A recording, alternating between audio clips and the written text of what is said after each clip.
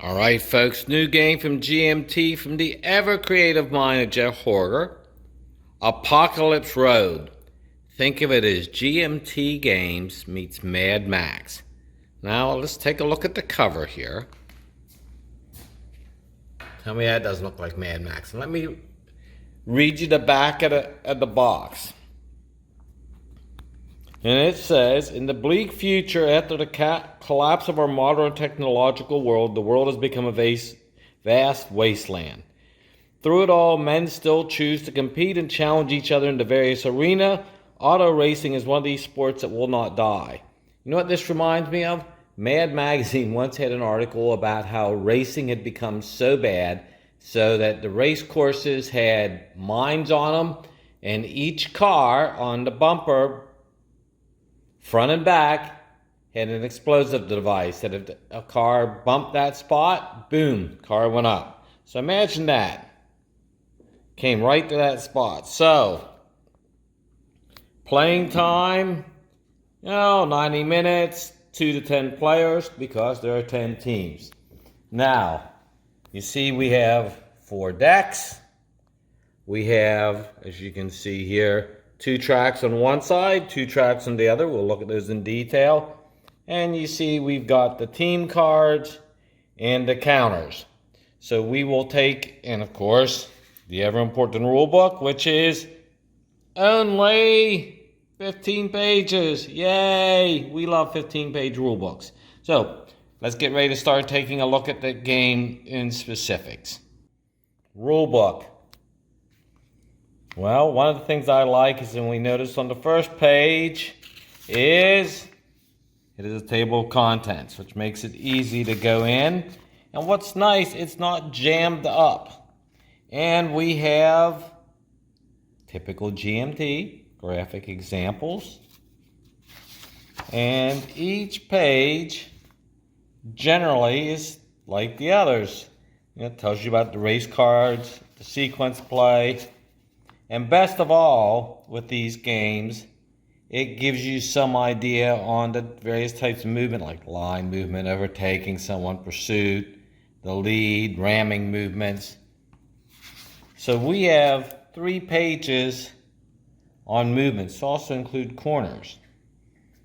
And then the ever important, like Mad Max, the combat phase. So you get a sense throughout. And of course, I should mention, Carla always seems to help out on these games. And I like this.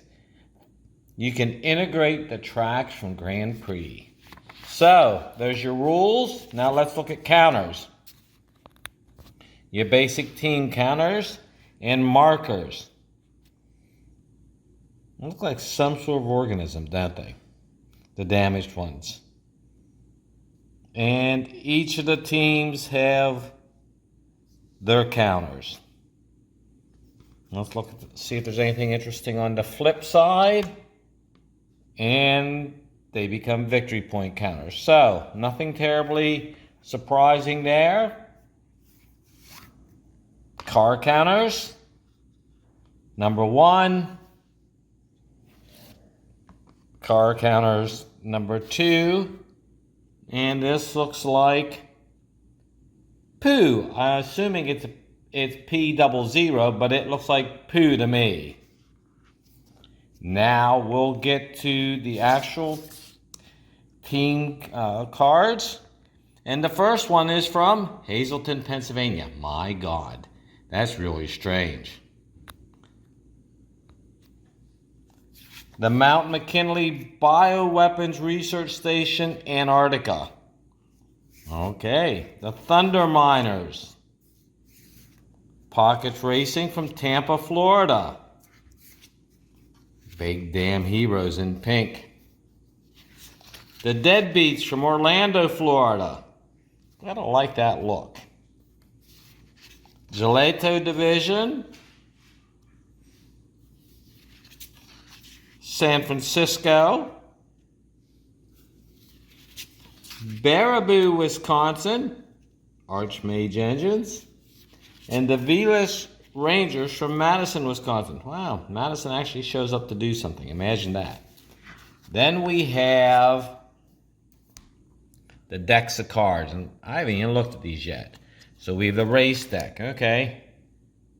Movement type things, specific movements, diagonal ram movement. Let's go deep into the deck.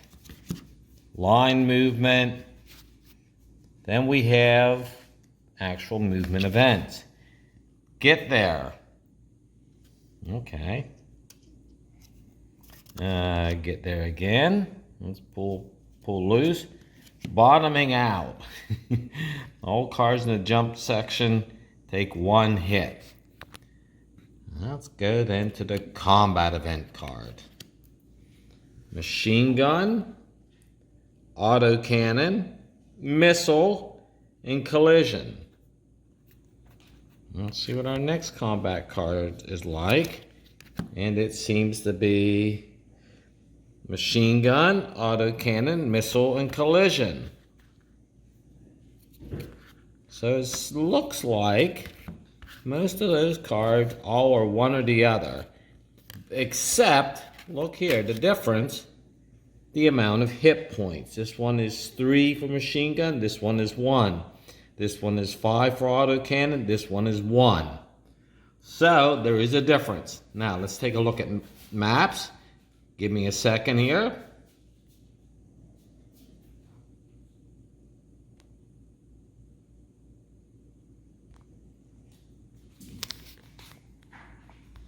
All right. Yeah, not wanting to stop. Imagine that. Map 1. Trinite Crater Run, Washington, D.C.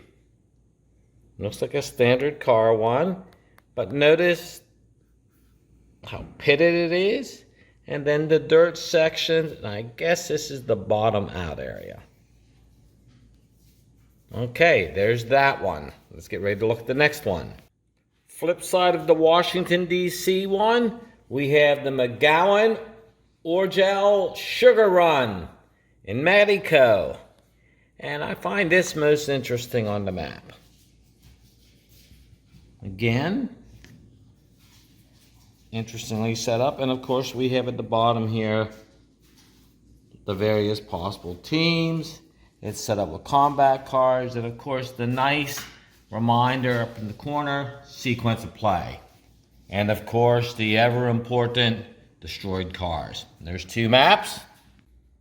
I have you note Petunia's helping me from afar. She's supervising from the back. She's making certain my tone of voice is right. All right. Number 3, Andover Autodrome, which is in Hampshire, England. Lot better course here, isn't it? Road is much better, but we have our broken up section. Gotta love the detail here, though. Yeah, I kind of like the clouds. And we have the sequence of play down in this corner. Now let's get ready for our 4th map. Our 4th map is the Essendarium from Springfield, Ohio, and it's probably the most interesting of all the ones because look what we have here. We have a crossover. So I wondered why we had crossover movement in the game. Well, now I see why. And it's also interesting the way it starts out. And you have a large section here of ugly track. And we've got sequence of play down here. So, what do you think, folks? Looks interesting to me. Jeff and Cara do interesting things. I actually have kept their racing games because I think they're interesting enough and they are a nice, pleasant diversion from war games. So, again, we've got Apocalypse Road from GMT, and like we said, GMT meets Mad Max. Thanks, folks. Christmas is coming up. Be safe. Bye.